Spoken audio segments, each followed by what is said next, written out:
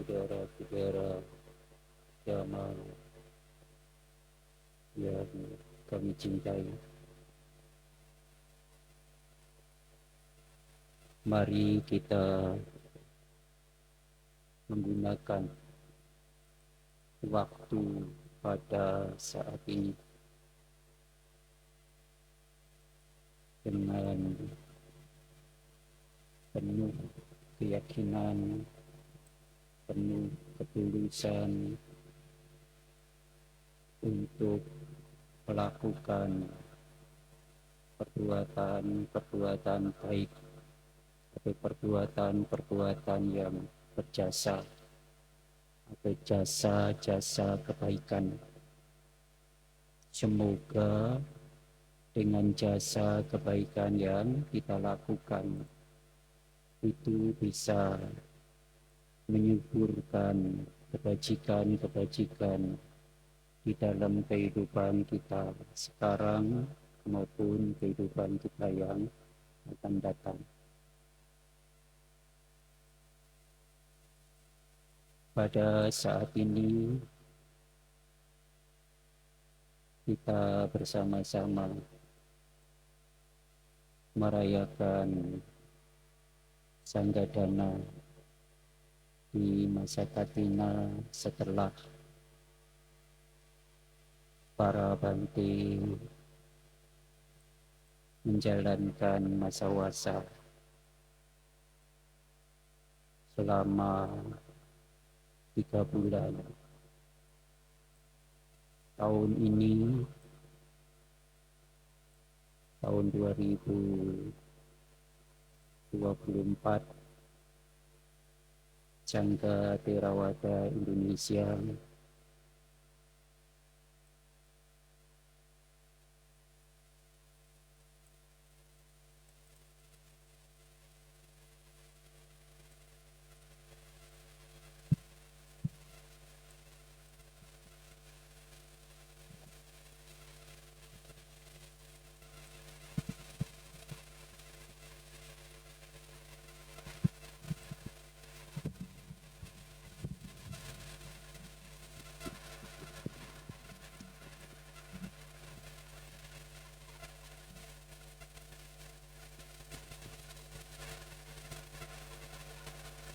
saya ulangi.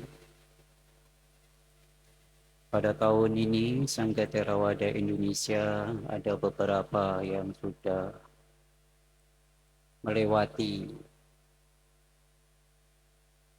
masa wasa 20 tahun. Ada 1 orang. Dan juga ada yang melewati untuk tahun ini 10 wasa. Ada 6 orang. Salah satu yang hadir pada sore hari ini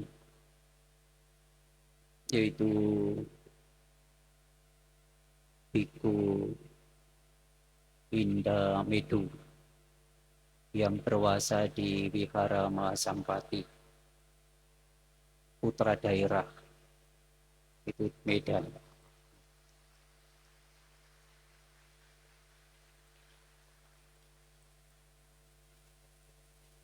Ya, untuk melewati 10 wasa ini juga sebagai biku tidak gampang.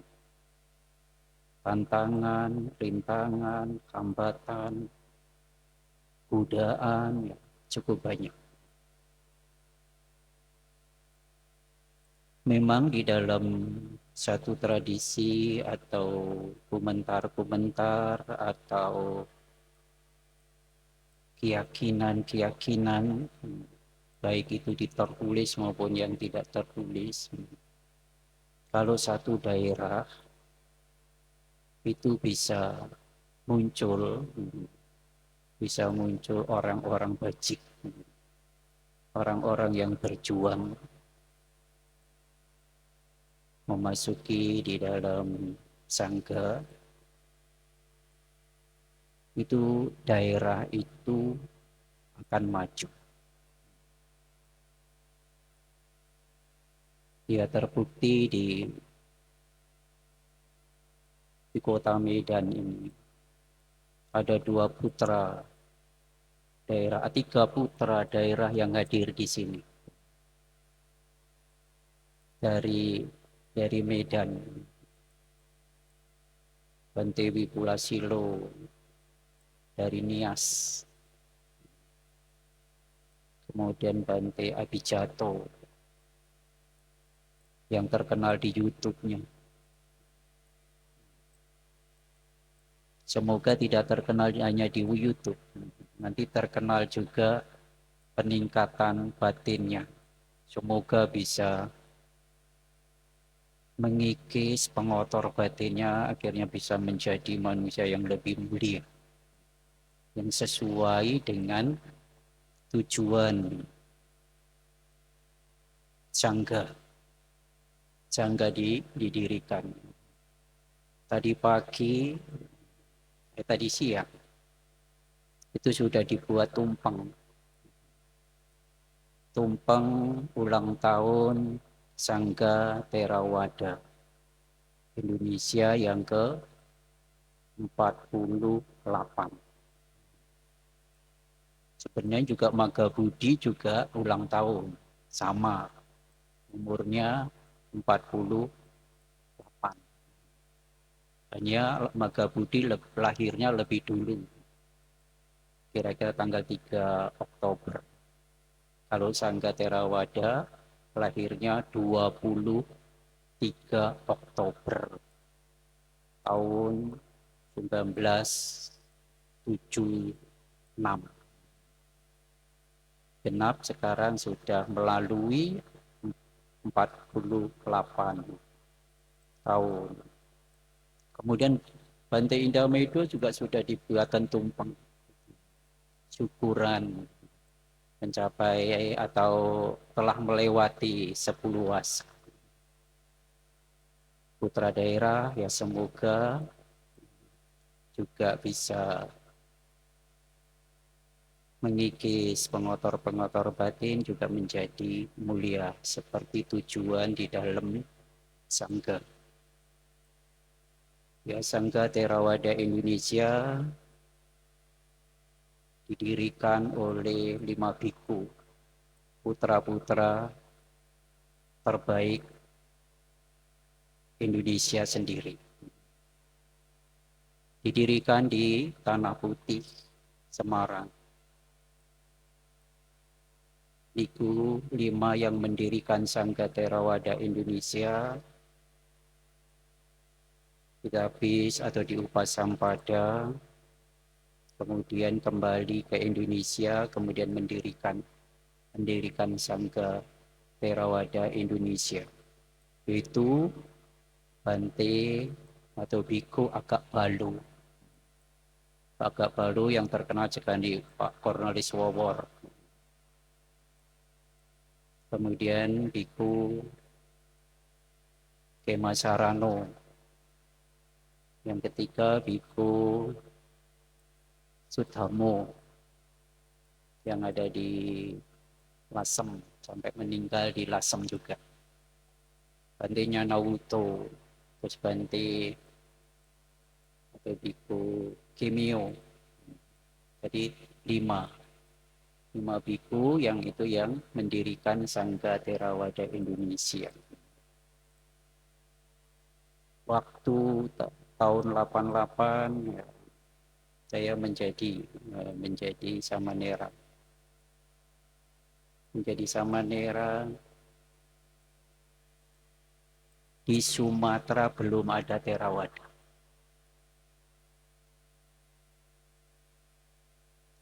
Saya jadi samanera, bikunya juga hanya 10 orang, tidak banyak. Kalau rapat pakai meja kecil sudah cukup. Sekarang sudah tahun 48 tahun sudah ada 100. Dan wihara-wihara juga bermunculan dulu ya, mungkin belum ada biku putra daerah ya, masih pakai kandang ayam. putra daerah muncul, kemudian istana juga muncul. Nah, nanti mudah-mudahan berkembang lagi ya, banyak umat Buddha yang menyepot para biku, juga bukan hanya sekedar menyepot para biku, tapi juga putra-putra terbaiknya juga didorong, syukur diikhlaskan juga menjadi biku. Karena menjadi biku bukan menjadi orang jahat, menjadi orang yang berjuang untuk mengikis pengotor-pengotor batin. Kehidupannya sepenuhnya, kehidupan para biku itu disupport oleh umat. Karena para biku tidak bekerja, tidak ada gaji. Jadi kehidupan para biku sepenuhnya disupport oleh para umat. Pakaiannya, kemudian makanannya, tempat tinggalnya, kemudian obat-obatan. Nah, itu kebutuhan pokok para biku. Dan itu semuanya disupport oleh umat. Para biku kemudian sudah disupport, para biku juga memberi imbal balik kepada umat. Mengajar dhamma, menjelaskan dhamma, menunjukkan jalan menuju ke alam bahagia. Itu para biku. Nah, mari kita bersama-sama. Kalau kita tadi menyimak di dalam Nidikanda Sutta, keelokan, kekayaan, kekuasaan, bahkan bisa mencapai sama Sang Buddha, itu diperoleh dari buah kebajikan. Nah, sekarang saya akan menyampaikan salah satu contoh di dalam cerita bagaimana membuahkan hal-hal yang sesuai di dalam Nidikanda Sutta itu.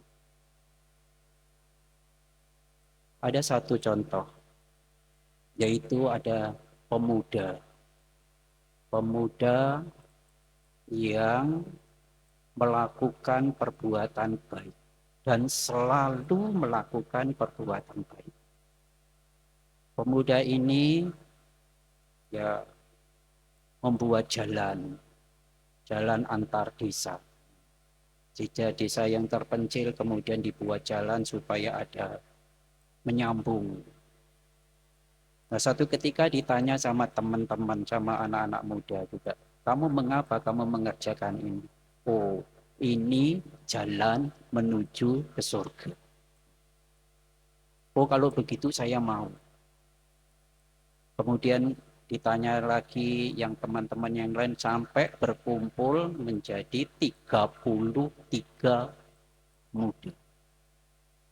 33 pemuda ini kemudian melakukan kebajikan-kebajikan yang yang menghubungkan antar desa yang kemudian terhalang oleh sungai, kemudian dilakukan, kemudian bikin jembatan, kemudian juga dia yang got-got yang rusak, yang nyumpal nanti akan membawa banjir, kemudian diperbaiki. Suatu ketika ada kepala desa lewat. Apa kerjaan kamu? Itu bukan pekerjaan kamu. Pekerjaan kamu itu berburu, kemudian berpesta-pesta, minum-minum. Itu pekerjaan kamu. Kamu jangan lakukan itu. Nah, kepala desa menganjurkan seperti itu, tetapi 33 pemuda itu tidak mau. Tetap dia melakukan kebaikan-kebaikan. Membantu orang-orang yang tidak punya, membuat rumah. Nah, akhirnya semakin terkenal, kemudian dilaporkan. Dilaporkan oleh kepala desa kepada raja bahwa ada sekelompok penjahat.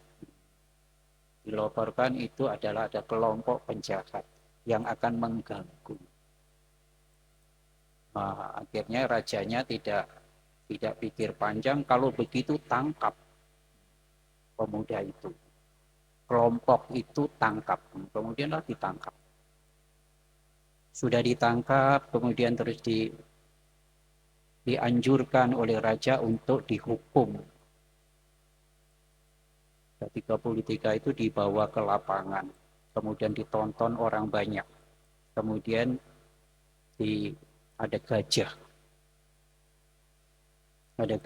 kemudian disuruh menginjak, dihukum menginjak-injak pemuda atau kelompok itu, kelompok 33 itu. Nah, apa yang terjadi? Gajah itu tidak mau menginjak.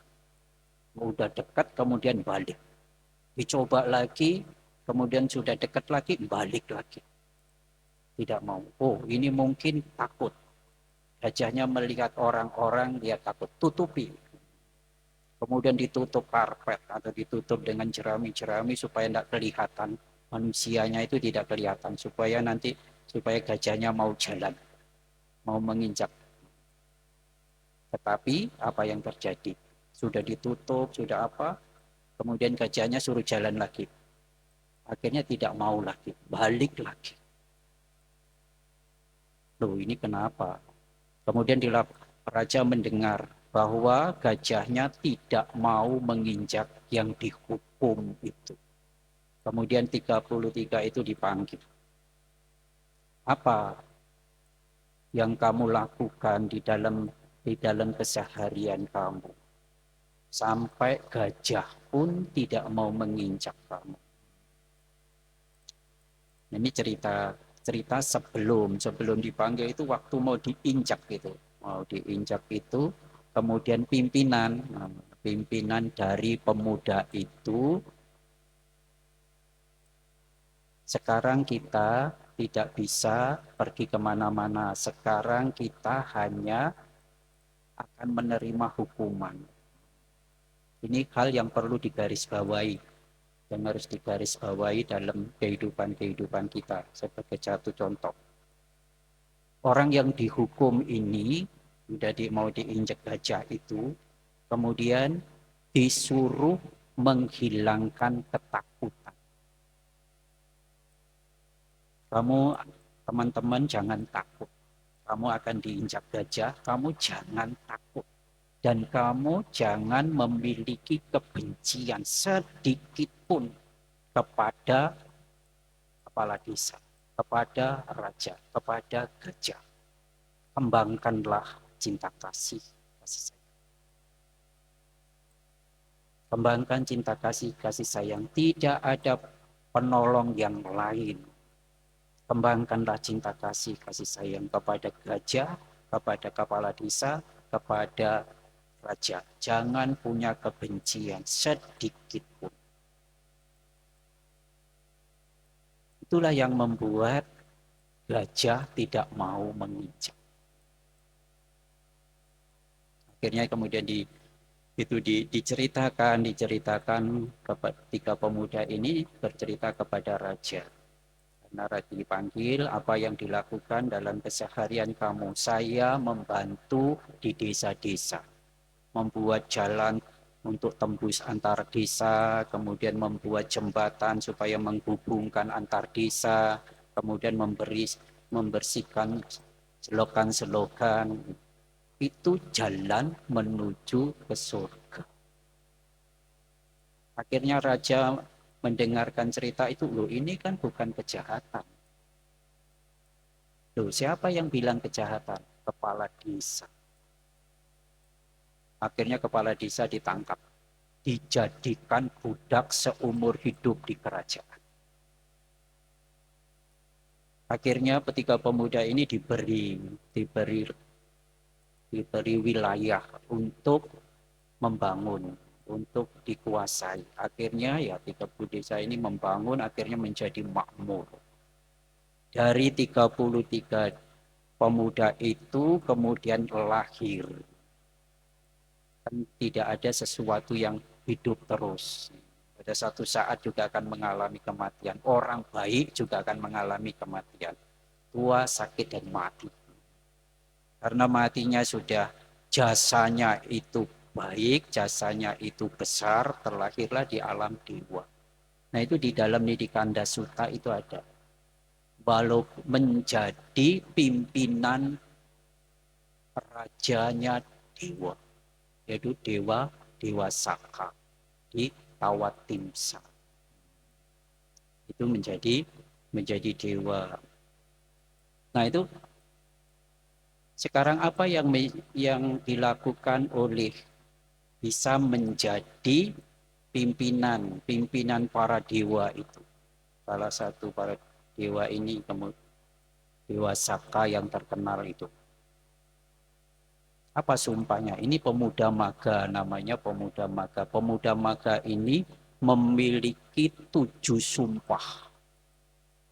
Kalau kita mau menjadi raja, 7 sumpah yang juga dilakukan. 7 sumpah yang dilakukan oleh pemuda maga. Yang pertama adalah saya seumur hidup saya akan menyokong, membantu, merawat orang tua. Nah kalau kita lahir dari orang tua kita dibesarkan juga dari orang tua kita, jasa yang begitu besar, maka punya aditana, punya tekad seumur hidupnya, pemuda maga ini akan menyokong orang tuanya. Bukan hanya sekali-kali, tapi seumur hidupnya. Seumur hidupku. Yang kedua, pemuda maga yang memiliki sumpah atau janji atau tekad. Seumur hidupku, saya akan menghormati saudara tua. Menghormati orang yang lebih tua. Coba kalau kita juga terapkan dalam kehidupan sehari-hari. Itu juga menjadi satu sikap sopan santun di dalam kehidupan kita. Tata kerama, kalau ada orang tua duduk, kemudian kita lewat, tidak nyelonong saja, minta izin. Apalagi kalau kita berjalan, kemudian orang tua, bukan kita salib, kita bisa tuntun, bisa arahkan supaya bisa lebih cepat. Bukan kita tumbur. Itu contoh-contoh juga sudah dilakukan di dalam masyarakat kita. Kalau kita mau naik pesawat, orang tua juga didahulukan. Orang hamil juga didahulukan. Karena itu rentan, kalau itu sampai jatuh berbahaya. Kita menghormati itu. Nah, di dalam wihara kita juga bisa praktekkan. Nanti ada orang tua, kemudian apalagi di Mahasampati begitu besar, ada orang tua baru-baru datang dari mana, dicuekin. Ini orang baru ini, tidak tahu jalannya, malah dibegitukan. Bukan dituntun, bukan diarahkan, malah ini orang baru, ini baru masuk wihara. Dicuekin, apalagi tidak tahu liftnya, apalagi kemudian dicuekin lagi. Jadi kita sebagai umat yang memiliki rasa hormat kepada orang tua, kalau kita mau melatih menjadi jalan menuju ke surga. Yang ketiga, seumur hidupku saya akan berkata dengan lemah lembut. Kata-kata harus diucapkan dengan lemah lembut, memberi perintah, kemudian juga apapun kita meminta tolong atau apa, kita bisa menggunakan kata-kata yang lemah lembut. Jangan gunakan kata-kata yang bisa didengar kupingnya jadi panas, kupingnya jadi merah. Seumur hidupku saya akan berkata dengan lemah lembut. Ini tidak gampang kita latihan.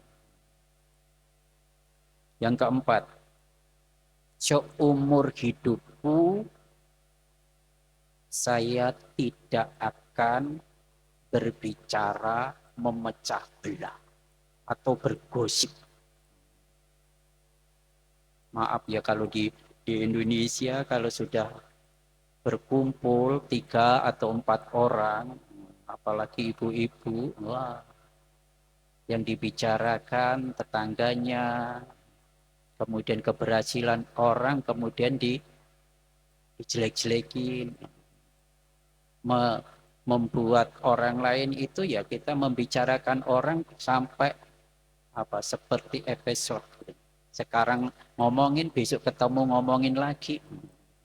Apalagi yang diomongin itu tidak suka, akhirnya cari teman-teman untuk membuat orang itu supaya juga ikut membenci. Itu kita harus berusaha sekarang, harus kita menghentikan kalau kita mau menuju jalan ke surga. Jangan berbicara memecah belah. Jangan bergosip. Itu bukan jalan. Bukan jalan menuju bahagia. Jalan menuju penderitaan. Yang kelima, beraditana atau bertekad pemuda ini, pemuda maka seumur hidupku saya akan berlaku murah hati. Murah hati ini kepada siapapun dia akan mengembangkan cinta kasih sayang kepada siapapun. Diminta maupun tidak diminta, punya jiwa, punya kemurahan hati untuk menolong. Tidak usah diperintah, tidak usah diumumkan. Mau kerja bakti, mau kerja sosial, harus diumumkan di WA, tidak datang. Ini tidak usah diperintah. Kemurahan hati itu bisa muncul di mana-mana. Seumur hidupku akan bermurah hati. Yang keenam, seumur hidupku, ini pemuda maga ini akan berbicara jujur. Nah ini yang sulit. Dalam kehidupan kita berbicara jujur. Jujur itu bagaimana? Jujur itu dalam pikiran, di dalam ucapan, di dalam perbuatan itu sama. Kalau ucapannya manis, tapi pikirannya belum tentu. Nanti kalau pikirannya baik, perbuatannya belum tentu. Nah, itu harus tiga-tiganya. Ucapannya benar, perbuatannya benar, pikirannya benar. Sama-sama. Yang dipikirkan juga diucapkan, yang diucapkan dikerjakan. Namanya itu jujur. Nanti introspeksi dalam diri masing-masing. Itu juga jalan menuju surga. Kebahagiaan. Yang terakhir, yang dilakukan oleh seorang pemuda maga ini bertekad atau bersumpah, selama hidupku tidak akan marah. Tidak akan marah. Nah ini seumur hidupnya. Seumur hidup. Kalau nanti ini ada satu cerita di dalam pemuda maga ini, pemuda maga suatu ketika itu melihat satu tempat yang kurang baik. Kemudian dia bersihkan. Sudah dibersihkan, kemudian ada orang itu senang, oh, kok tempat ini bagus. Kemudian dia didorong. Didorong. Kemudian di tempat lain, yuk saya akan bersihkan tempat ini. Dibersihkan lagi. Sudah bagus lagi, ada orang yang senang lagi. Sampai satu lapangan itu bersih semua dan orang itu menikmati hasil kerjanya. Apa yang diucapkan oleh pemuda maga? Wah, alangkah senangnya.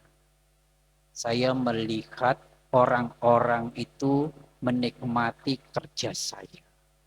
Saya menjadi senang. Orang lain bisa menikmati apa yang saya kerja. Senang hati, bukan marah, bukan jengkel. Nah, nanti kalau kita suatu ketika kita bisa menjaga seperti itu, kita punya karya yang besar. Orang lain tidak kenal dengan kita karena sudah kita pun pergi jauh. Satu ketika kita datang, orang-orang itu tidak akan kenal. Tidak akan kenal kita, kemudian orang baru. Nah, ini juga kita kalau diganti, oh Bante, nanti kalau ditanya, oh Bapak baru datang ya. Padahal itu yang berjasa. Kita jangan marah. Kita jangan marah, orang ini siapa ini. Nanti kita jangan menimbulkan marah karena orang tidak kenal dengan kita. Nah, ini yang ditunjukkan oleh pemuda maga. Tujuh sumpah atau tujuh janji atau tujuh aditana lah di dalam agama Buddha. Tujuh aditana membantu seumur hidupnya akan membantu orang tua karena orang tua telah melahirkan kita. Seumur hidupnya akan menghormati orang yang lebih tua. Seumur hidupnya dia akan berkata lemah lembut. Seumur hidupnya tidak akan berbicara memecah belah atau gosip. Seumur hidupnya dia akan murah hati. Seumur hidupnya dia juga akan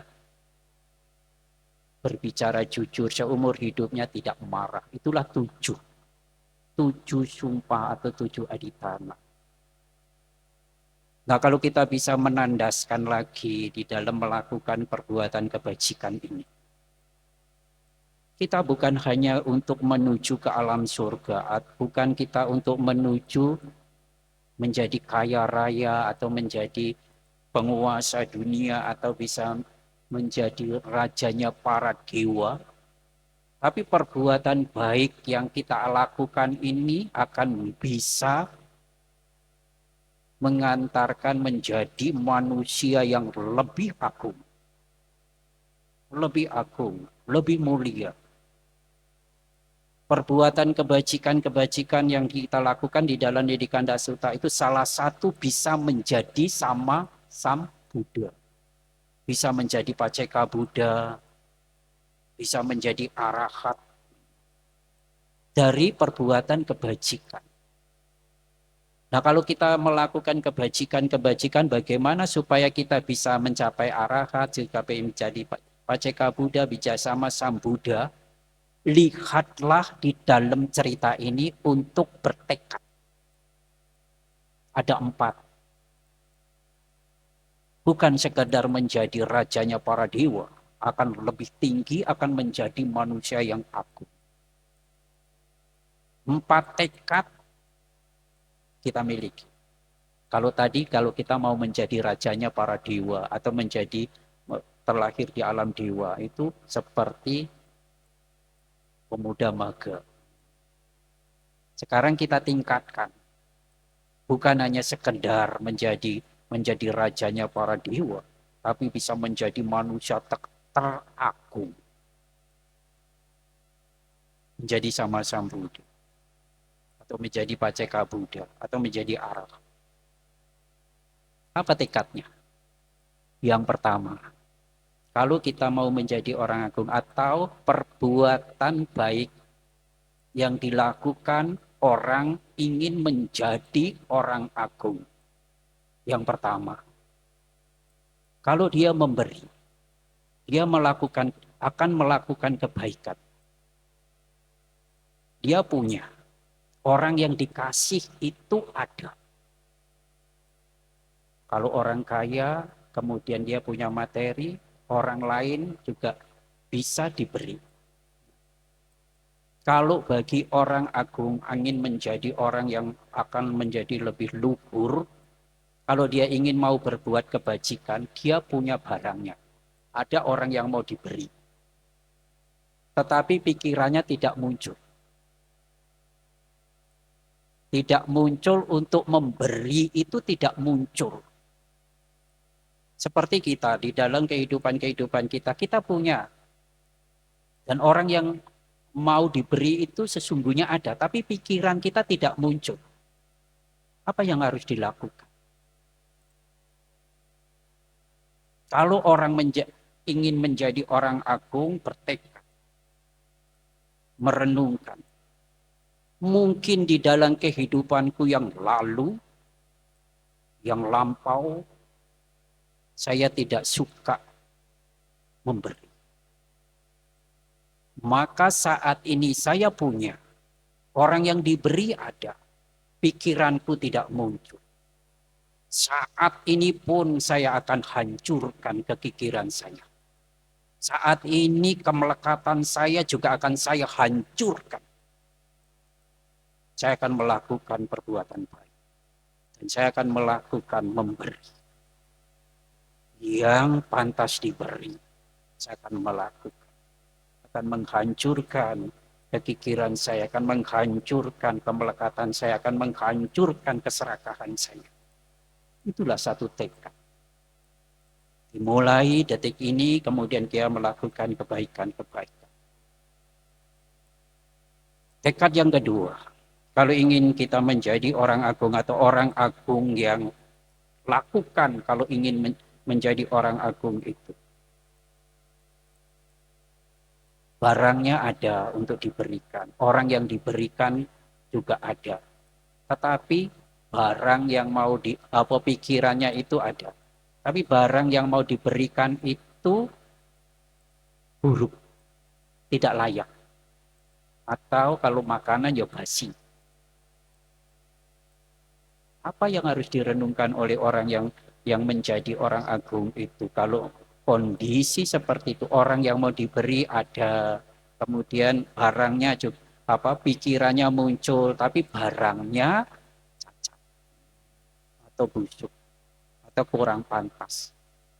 Itu juga direnungkan di dalam kehidupanku. Mungkin di dalam kehidupanku yang lalu atau kehidupanku dulu-dulu yang lampau, saya tidak suka memberi. Maka pada saat ini pikiranku muncul untuk memberi.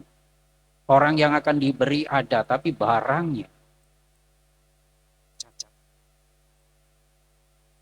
Saya akan menghancurkan kekikiran saya. Saya akan menghancurkan kemelekatan saya. Saya akan menghancurkan keserakahan saya. Saat ini saya akan melakukan kebajikan. Mencari barang yang layak untuk diberikan kepada mereka. Itulah satu tekad yang dilakukan oleh manusia akan menjadi manusia yang agung. Yang ketiga tekadnya, kalau barangnya ada, kemungkinan pikirannya ada, pikiran untuk memberi ada, orang yang mau menerima ada, tapi barangnya sekarang kebalikan, yang sangat mahal. Satu-satunya umpamanya ini benda keturunan yang harus dipegang erat. Bagaimana sekarang harus diberikan kepada orang lain? Barang itu sangat istimewa, tapi diberikan atau tidak? Ini juga satu tantangan bagi orang yang akan menjadi orang agung. Apa yang direnungkan sama yang direnungkan. Mungkin dalam kehidupanku yang lalu saya tidak suka melakukan kebajikan. Sekarang saya pikiran untuk memberi ada, yang menerima ada, yang dibutuhkan oleh orang itu. Tetapi barang ini sangat mahal. Ini saya akan hancurkan. Kepikiran saya, kemelekatan saya, keserakahan saya, ini saya akan hancurkan. Dia akan memberi. Salah satu contoh, orang yang paramitanya sudah sempurna, bisa 100%. Siapa itu? Pangeran Wesantara. Pangeran Wesantara itu, kerajaannya itu akan diserang akan diambil alih oleh kerajaan lain. Tapi dipanggil, panglimanya itu dipanggil, rajanya dipanggil untuk berhadapan dengan Pangeran Nusantara. Apa yang akan dinegosiasikan itu? Kamu jangan perang, jangan membunuh tentara-tentara hanya ingin menguasai kerajaan. Kalau memang engkau bisa memimpin kerajaan, kerajaanku ini saya akan berikan.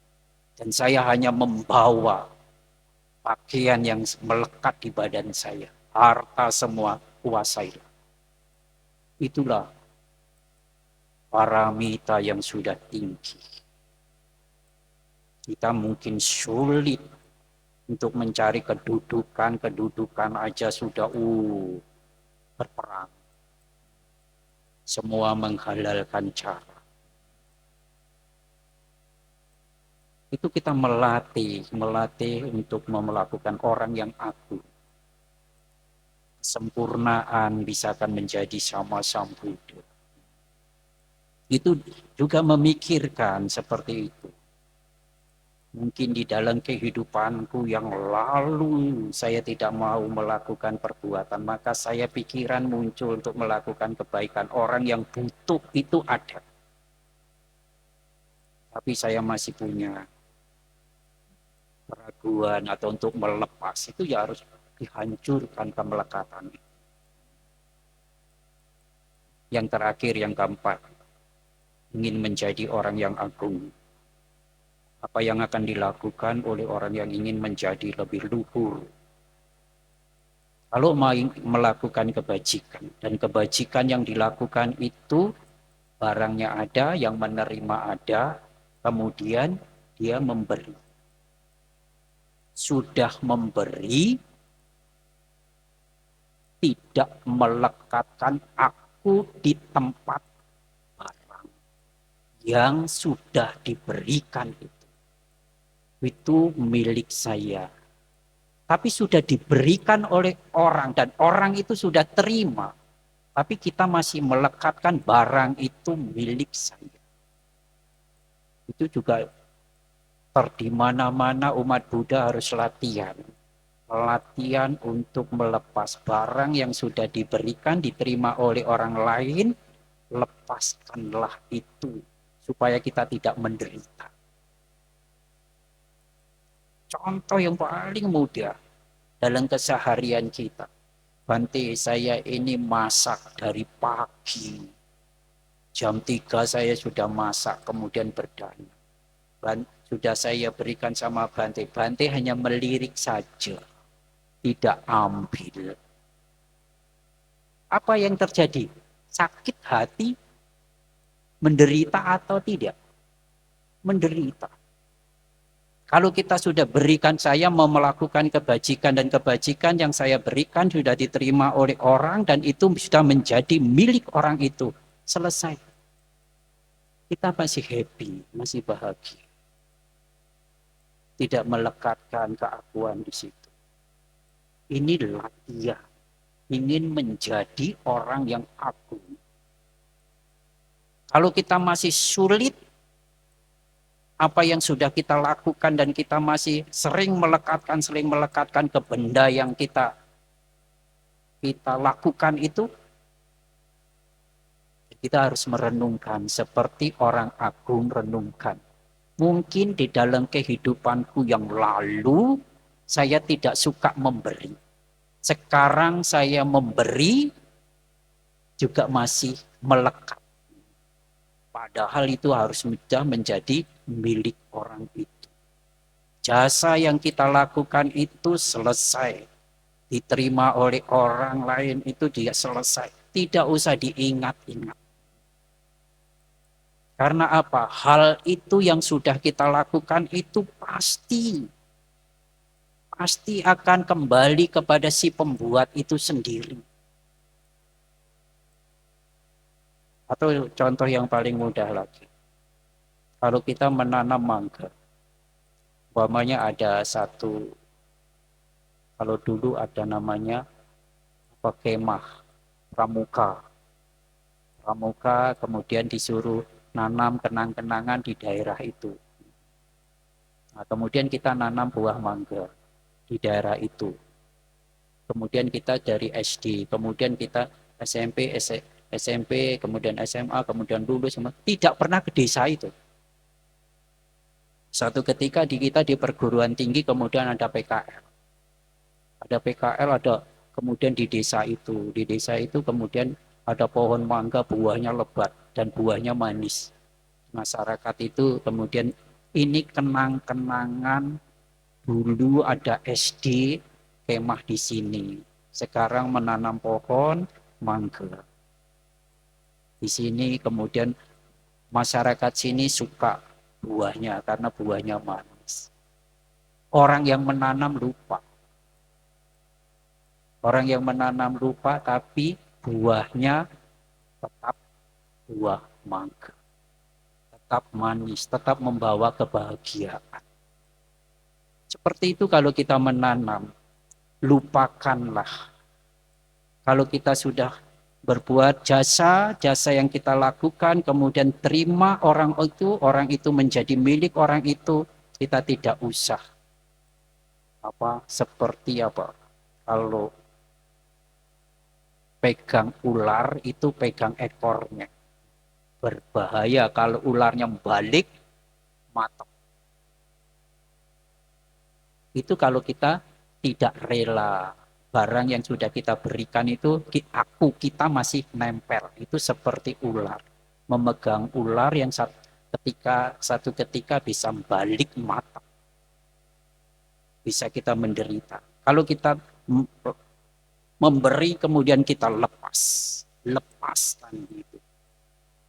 Kita punya kerelaan, kemudian sudah lepas dengan penuh cinta kasih. Semoga apa yang diterima ini membawa manfaat bagi si penerima itu selesai. Tidak usah melekatkan aku di situ. Kita akan bisa menjadi orang aku. Karena bisa melepas ikatan-ikatan, bisa melepas keakuan. Keakuan kita ini bisa kita lepaskan. Kalau kita bisa melepaskan keakuan, ya keinginan kita bisa terlepas. Kebencian kita juga bisa terlepas. Ragu-raguan kita juga bisa terlepas. Kemudian kemalasan juga kita terlepas. Yang menjadi penghalang-penghalang di dalam batin kita ini menjadi lepas. Kita bisa menjadi orang agung.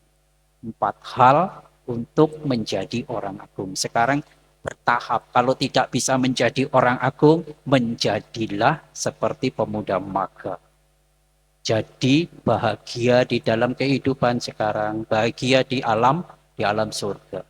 Kalau itu nanti sudah kita mampu, kemudian kita bertahap. Berlatih melakukan perbuatan baik untuk menjadi orang agung. Andai kata perbuatan-perbuatan baik yang kita lakukan itu belum bisa menjadi alam dewa, belum bisa menjadi manusia yang agung, setidak-tidaknya perbuatan baik yang kita lakukan itu, kalau kita konsekuen, kalau kita hati-hati di dalam melakukan perbuatan baik, dan perbuatan baik itu bisa membawa manfaat bagi yang lain, setidak-tidaknya ada 5 manfaat. Kalau kita belum menjadi orang suci, ya apa yang kita lakukan itu bisa membawa hasil. Orang yang melakukan kebaikan-kebaikan itu akan dicintai oleh banyak orang. Perbuatannya akan ditiru oleh banyak orang. Orang-orang yang meniru itu orang-orang bijak. Orang yang jahat tidak akan meniru perbuatan baik. Tapi orang bijak akan meniru perbuatan-perbuatan orang yang baik. Namanya baik. Dipercaya oleh masyarakat. Hidupnya tenang. Kalau sudah meninggal ke alam surga. Selamat untuk melakukan perbuatan baik. Semoga apa yang dilakukan ini bisa memiliki satu tekad untuk menjadi orang baik dan menjadi orang baik. Selalu berbuat baik dan karena perbuatan baik mendatangkan kebahagiaan. Maka kita perlu diulang sampai kita bisa mengikis pengotor batin di dalam kehidupan kita. Selamat untuk melakukan perbuatan kebajikan, semoga semua makhluk ikut berbahagia. Sapi, sata, bawantu, sugitata, semoga semua makhluk berbahagia. Sadu, sadu, sadu.